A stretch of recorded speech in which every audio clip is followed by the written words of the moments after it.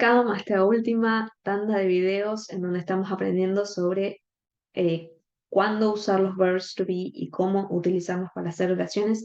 En este último video lo que vamos a ver es cómo hacer el último tipo de preguntas, ¿sí? ¿Se acuerdan que les dije que hay 4 tipos de oraciones? Teníamos afirmaciones, negaciones y 2 tipos de preguntas.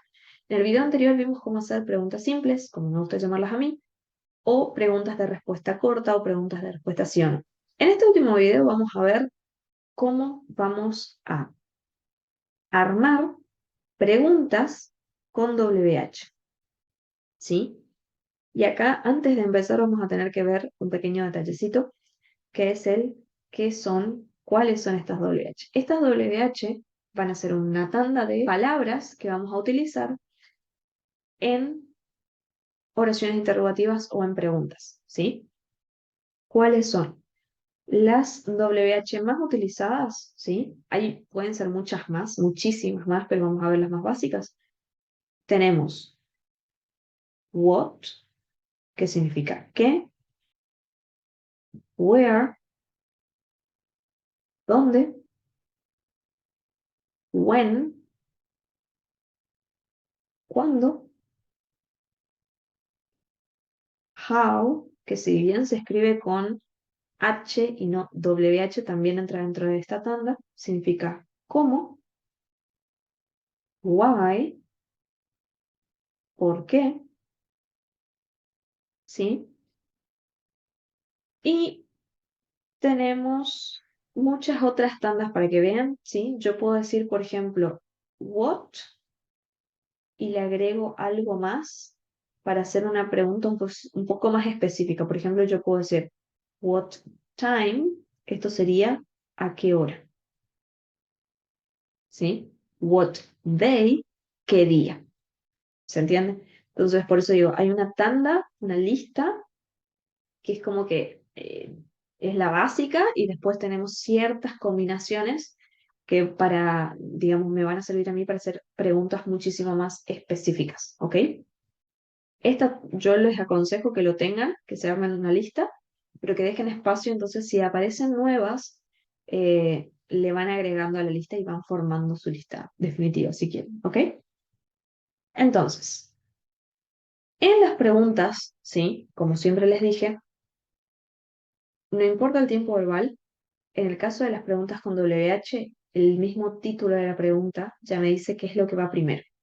En primer lugar, lo que voy a poner es una WH, ¿sí?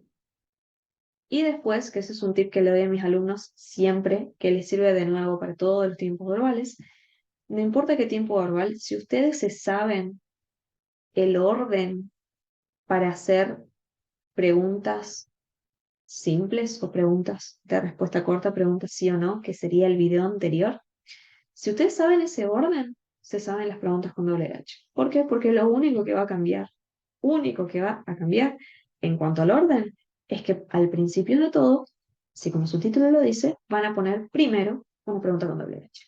Es decir, una doble H. ¿Sí? Entonces, primero pongo una doble H, una palabra, ¿sí? De doble H, y después sigo exactamente el mismo orden de las preguntas simples. Es decir, un verb to be. En tercer lugar, la persona, el sujeto que corresponda, que vaya con ese verb to be, ¿sí? También, de nuevo, afirmativo. Pueden ver un poco el video anterior que les explico por qué. Y en tercer lugar, como siempre, con un sustantivo o un adjetivo. Y como les dije en el video anterior, el signo de pregunta al final. ¡Tarán! Eso es todo. ¿Cómo luciría eso? Eso luciría algo así. Elijo una WH, cualquiera, la que a mí me gusta, ¿sí? La que me sienta inspirada. Entonces yo puedo preguntar where, ¿dónde? Después el verb to be, que dijimos, son 3. O is, o are, o am. En tercer lugar, la persona que tenga que ir con ese verb to be. Es decir, con is tengo 3 opciones. O voy a poner he, él o she, ella o it, eso, que era un sustantivo.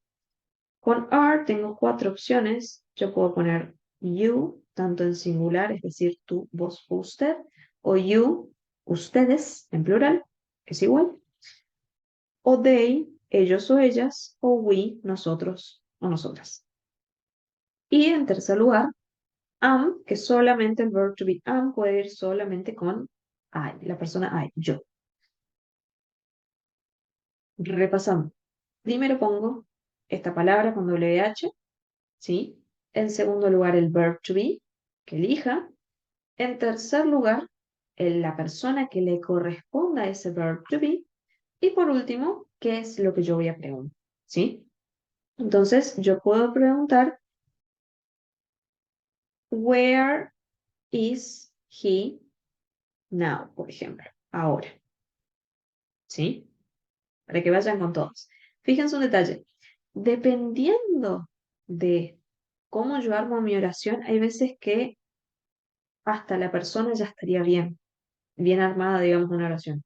Por ejemplo, yo pregunto, where is he? ¿Dónde está él? Fin. No es que tengo que poner algo después de la persona. Esto va a variar mucho, depende de qué pregunta yo haga. Hay veces que va a ser necesario más información porque si no, no se va a entender qué es lo que yo estoy queriendo preguntar. Porque si digo, ¿qué está él? No tiene sentido. ¿Sí? Entonces, como que necesito agregar información para que la gente me entienda qué es lo que yo estoy queriendo preguntar. ¿Sí? Entonces, fíjense en cuanto a coherencia, es lo mismo que en español, en ese sentido. ¿Sí? Si tiene coherencia, se va a entender. ¿Ok? Entonces, yo puedo decir, where is he? ¿Dónde está él? Where is she? ¿Dónde está ella? Where is it? ¿Dónde está eso? ¿Sí? O específicamente, si tomamos el mismo ejemplo del video anterior, dijimos que it representaba un libro, por ejemplo. Entonces yo puedo decir, where is the book? ¿Dónde está el libro? Where are you? ¿Dónde estás tú, vos o usted? ¿O dónde están ustedes? Where are they? ¿Dónde están ellos o ellas? Where are we? ¿Dónde estamos nosotros o nosotras? Y por último, where am I? ¿Dónde estoy yo? Yo le quise agregar el now, ahora. Esto significa ahora. Y por supuesto el signo de pregunta. ¡Tarán! Armamos una pregunta con doble H. Vamos a la segunda parte, que sería cómo yo respondo estas preguntas con doble H. Y acá entramos en por qué son distintas los dos tipos de preguntas. En la primera, en las preguntas simples del video anterior, vimos que eran preguntas puntuales, que tienen posibilidad de respuesta dos solamente. O digo que sí, o digo que no. Fin. ¿Sí? En cambio, con las preguntas con WH, me está pidiendo información. Entonces, por una cuestión de lógica, ¿sí? Estas preguntas con WH se van a responder siempre, ¿sí? No importa el tiempo verbal, siempre con una afirmación. ¿Por qué una afirmación y no una negación? Por cuestiones lógicas. Si yo te pregunto, ¿dónde vivís vos? Y vos me respondes, yo no vivo en Salta, es una provincia en Argentina. Si yo digo no vivo en Salta, es como que no me estás respondiendo a la pregunta. ¿Sí? Entonces, esto, por una cuestión de coherencia, tiene que ser una afirmación. Y como les había dicho no me acuerdo qué video anterior, inglés es esto mucho de reutilizar. Y este es el primer ejemplo para que vean cómo es esto. Dijimos, se responde con una pregunta con doble H, se responde con una afirmación, ¿no? ¿Qué quiere decir eso? Vuelvo otra vez a cómo yo armaba una afirmación. El orden, ¿no es cierto? Y todo eso. Entonces, para repasar, ¿no? ¿Cómo armábamos una afirmación en verbs to be? Primero yo iba a poner mi persona. Primero iba a poner mi persona, mi sujeto.